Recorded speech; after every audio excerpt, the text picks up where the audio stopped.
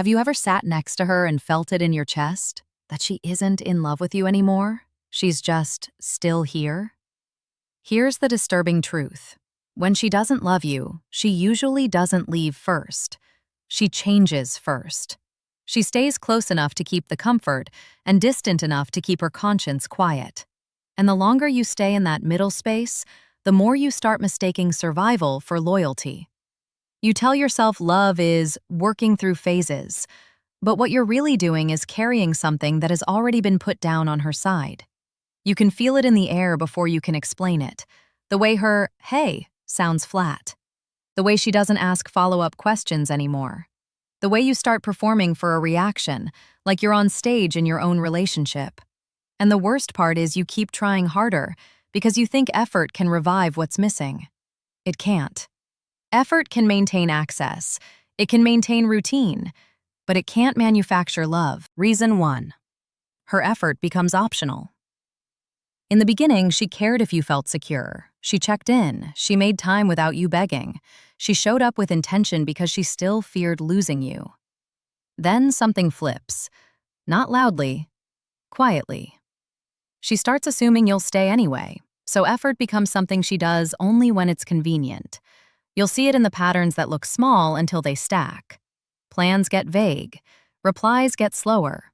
Promises turn into "we'll see." She's present when it suits her schedule, not when it matters to you. And if you stop pushing, nothing moves. The relationship doesn't breathe on its own. It just sits there, waiting for you to pump life into it. When you ask for more, she calls it pressure. She acts like consistency is a demand, like you wanting effort means you're insecure. That's how she avoids responsibility without sounding cruel. She reframes your basic needs as a flaw in you. And then you start policing yourself. You start thinking, maybe I am asking for too much. Maybe I should be more chill. But the truth is simpler. Her investment is random because her feelings are random. Eventually you realize you're maintaining the relationship alone. You become the planner, the initiator, the emotional glue. You're the one who repairs the mood after a cold day. You're the one who reaches first after a fight. And she starts living like that's normal. Like your effort is part of the furniture. The darker truth is this. She's staying for benefits while detaching. She likes the structure you provide, but she's no longer paying the emotional price of loving you. Now the next part is where men get confused because it feels personal. Your pain stops mattering to her. When a woman loves you, your hurt changes her. Even if she's angry, she still cares. She might argue, but she doesn't enjoy seeing you suffer. When she doesn't love you, your feelings become noise. She hears your emotions the way someone hears a neighbor's music through the wall. Annoying, inconvenient, something she wishes would stop. You try to tell her you miss her. She sighs. You tell her the distance is hurting you. She says you're overthinking. You ask for reassurance and she looks irritated, like you're asking her to do extra work. Empathy dies when love and respect fade. And men feel that death like cold hands around the throat, and she rarely owns it. She avoids accountability by labeling you. You're too sensitive. You're dramatic. You always make everything deep. Those words aren't explanations. They're exits. They're how she steps away from your pain without feeling like the villain. Watch what she reacts to. If you're quietly hurting, she can stay numb. If your pain threatens her comfort, if you start pulling away, if you mention leaving, if you stop giving her the benefits, suddenly she has emotion. Suddenly she wants to talk. Suddenly she can be sweet. Not because she felt you, but because she felt the consequences. The darker truth. She's protecting herself from guilt by going numb, and she wakes up only when her comfort is at risk. Reason 2. She keeps you in limbo. This is where men start losing their minds, because limbo feels like hope. One day she's warm. She laughs at your joke. She touches your hand. She says, "I love you," like it still means something. The next day, she's distant like you imagined the entire connection. That inconsistency isn't confusion. It's control. Mixed signals keep you chasing because you can't settle. You can't grieve what's over because it keeps flickering back on. So you stay, You invest more. You over-explain. You try to be better so you can earn the warm version of her again. And she lets you, because vagueness gives her the best deal. Access without commitment. If you ask for clarity, she calls it pressure or drama. She flips it on you like you're the one creating problems, because clarity would cost her something. It would force a decision, and she doesn't want to choose you fully, but she doesn't want to lose you fully either. Uncertainty keeps you hooked, because you start working for stability like it's a reward. You start treating basic affection like a prize. You start feeling grateful for crumbs. And the darker truth is brutal. When she keeps you in limbo, you're not a decision. You're a safe option. Reason 3. She uses warmth like a tool. Affection becomes transactional when love is gone. She turns on sweetness to get help, attention, reassurance, access. She'll be warm when she senses you pulling away, because your distance threatens the comfort she's been enjoying. She'll be warm after conflict, not to reconnect, but to reset the dynamic before it breaks. That warmth feels sudden, almost intoxicating. A soft message, a kiss in the kitchen, a photo, a calm voice that sounds like the old her. And your whole body relaxes, because you've been living tense for weeks. That's why it works. You start living off small moments like proof that everything is okay. But watch the timing. It appears when she needs something, or when she senses you're about to stop giving. Then it disappears again the moment the risk passes. Her affection isn't a place you live. It's a lever she pulls. And you can feel yourself changing around it. You start becoming easier to manage. You swallow your needs so you don't ruin the good moment. You stop bringing up issues because you don't want to trigger the cold version of her. You start walking on eggshells in the name of peace. The darker truth is simple. She's managing you, not loving you. Then comfort replaces desire. And men mistake comfort for loyalty because comfort looks stable from the outside. She still calls, she still shows up, she still benefits from your presence. But she doesn't crave you. She relies on you. Desire requires risk. Comfort requires convenience. When she's done loving you, she chooses the low-risk version. You become emotional support, not the man she can't wait to be close to. You become the stable structure of her days, the person she leans on when she's tired, the resource she keeps because it makes life easier. That's why intimacy changes. It becomes routine, rare, or it becomes bargaining. You get closeness when she's in the mood, when she wants to calm a conflict, when she senses you slipping away. You don't get it because she can't keep her hands off you. You get it because it's useful. And the humiliating part is you can feel the difference. You can feel when you're being accommodated instead of desired. Her body is there, but her hunger isn't. Her words are there, but her eyes aren't. She treats you like home, but not like passion. The darker truth. She uses your loyalty to avoid loneliness, and she uses your stability to avoid facing herself. Now let's talk about what happens when you try to bring reality into the room. She avoids real conversations. Depth forces decisions, so she keeps everything surface level. If you bring up the relationship, she changes the subject. If you talk about needs, she gets tired. If you ask where this is going, she says you're overthinking. She keeps things light to avoid guilt and accountability. Sometimes she won't even argue. She'll go emotionally blank, eyes on her phone, a quiet, a joke that lands like a shutdown. Avoidance protects her exit plan while she keeps the benefits. And the darker truth is this. She's already halfway gone mentally. She just hasn't given up the comfort yet. Reason 4. She tests boundaries without fear. She pushes limits because she doesn't fear consequences. Boundary testing happens when she sees you as controllable. You say no, she gets offended. You ask for respect, she calls it ego. You point out something that hurt you, she says your tone is the real problem. And if you keep tolerating it, she keeps taking. Because people treat you the way you allow them to treat you, and love doesn't survive where dignity keeps getting negotiated down. Respect fades when you tolerate disrespect without action. A woman in love cares about your comfort and dignity.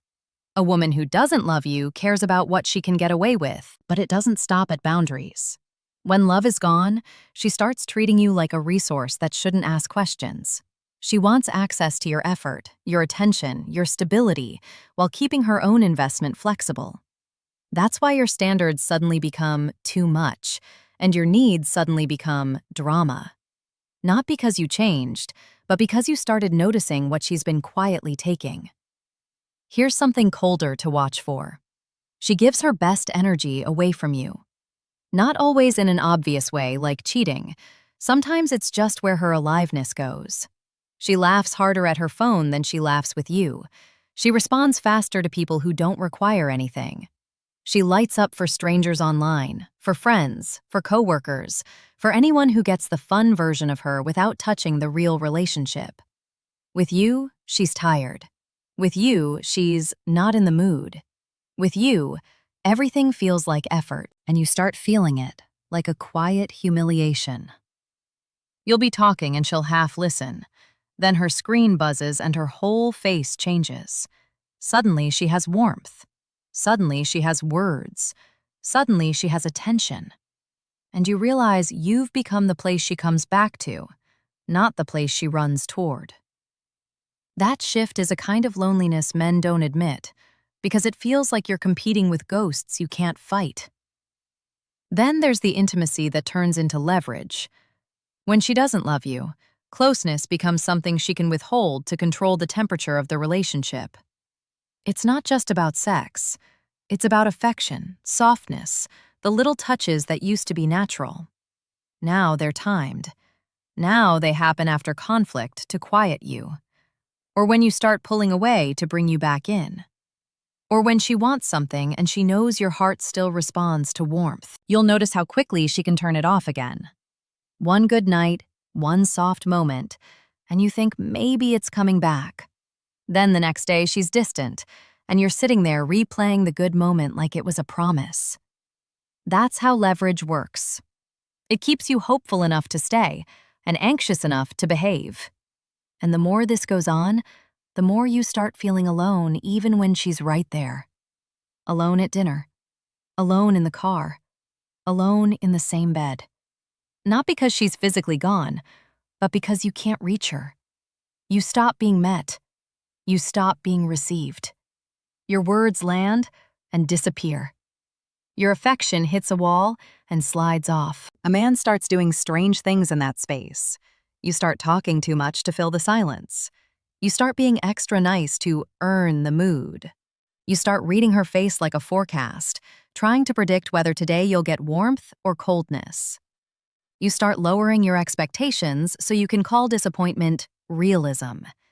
And you tell yourself you're just being patient, but you're slowly training your nervous system to accept half-love as normal. And you'll notice how she handles accountability when you finally ask for clarity. She won't answer the question you asked. She'll answer a different one. You ask, "Do you still want this?" And she responds, "Why are you making it a big deal?" You ask for effort, and she talks about how busy she is. You ask for honesty, and she accuses you of trying to control her. That deflection isn't confusion. It's protection. She's protecting her access to you without committing to being good to you. Here's the turn you've been avoiding. The truth about when she doesn't love you isn't just what she does. It's what you start becoming. You start adapting to her absence while she's still present. You start shrinking so you don't trigger her distance. You start accepting less so you don't lose what little you have. And the scariest part is how quickly that becomes your identity. How quickly you start believing this is what relationships are supposed to feel like. Because once you get used to being half chosen, you stop noticing the cost. You stop noticing how your confidence erodes in small bites. You stop noticing how you're always working for peace. And you don't even see that you're making a deal with yourself.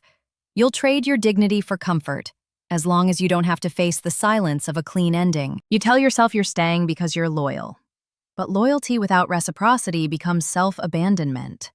It becomes you guarding a door that's already open on her side. And if you're honest, part of you already knows she doesn't love you. That's why you're watching her patterns. That's why you're counting effort. That's why you're listening to tone like it's evidence. The real question is what you've been avoiding since the first time you felt her pull away, and you stayed anyway. Because admitting it would force you to stop bargaining with reality. Here's the final descent, and it's colder than people want it to be. When she doesn't love you, she doesn't just withdraw affection. She withdraws consequence. She learns she can reduce her effort and you'll compensate. She learns she can be vague and you'll stay hopeful. She learns she can cross small lines and you'll explain your standards like they're requests. And once a woman learns that, she doesn't have to choose you anymore. She just has to keep you. And you can feel yourself becoming a man who waits. Waits for warmth. Waits for plans. Waits for the version of her that used to show up. You start living in maybe. Maybe she's stressed. Maybe she'll come back. Maybe next week will be better. That's the trap. Not that she's cold, that you're still building a future on her maybe. Reason 5. You keep trying to earn her back. This is where men lose years, because earning feels honorable. It feels masculine. It feels like loyalty. But in this context, earning is often just denial with effort. You're trying to purchase love with performance, more patience, more gifts, more understanding, less complaining, more work on yourself. And self-improvement is good, until it becomes a bribe. You start tailoring yourself to her mood. You become easier to keep. You stop asking hard questions because you don't want to be called dramatic. You become the calm guy who never needs anything, because needing something gets punished. And the more you shrink, the more she gets comfortable. Not attracted, comfortable. That's the part that breaks a man quietly. You can become better and still be unloved. Because her love wasn't waiting behind your improvement. Her love either exists or it doesn't. And if it doesn't, your improvement becomes a tragedy. A man upgrading himself inside a cage. Reason 6.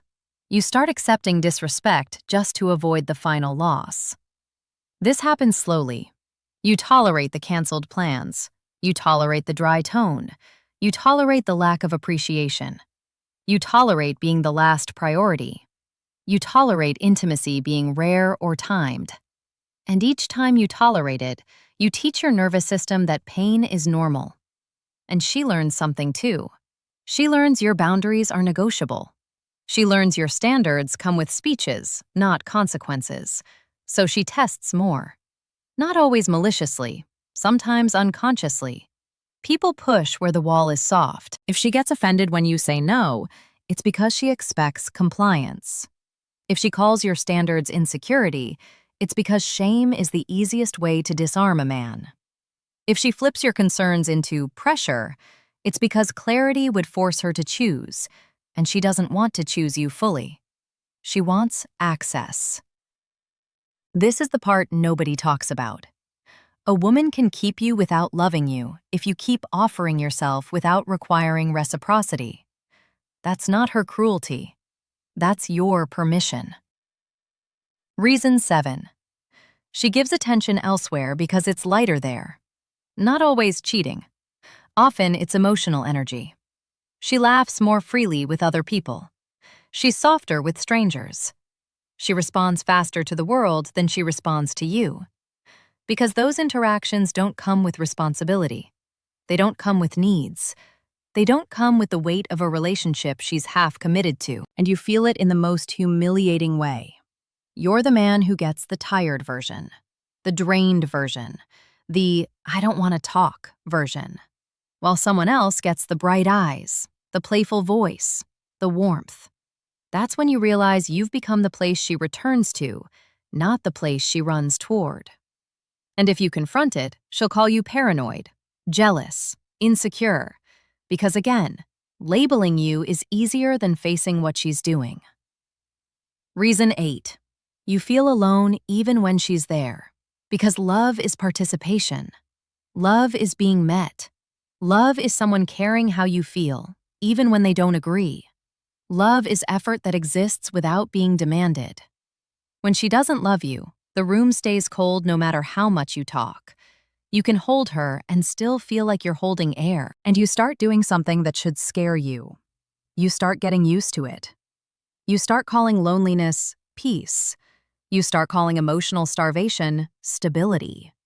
You start lowering your needs so you can keep the relationship without fighting. That's not maturity. That's resignation. Here's the coldest realization of all. The longer you stay where you aren't loved, the harder it becomes to remember what love felt like. You stop trusting your own standards. You start doubting your own perception. You start thinking maybe you're asking for too much because you've been living on too little for so long.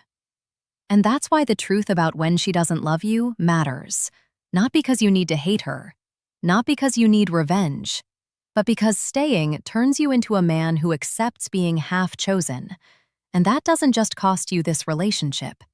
It costs you yourself. So if you see these patterns, don't argue with her into loving you. Don't chase clarity from someone who benefits from vagueness. Don't accept timed affection as proof. Don't keep earning what should be given freely.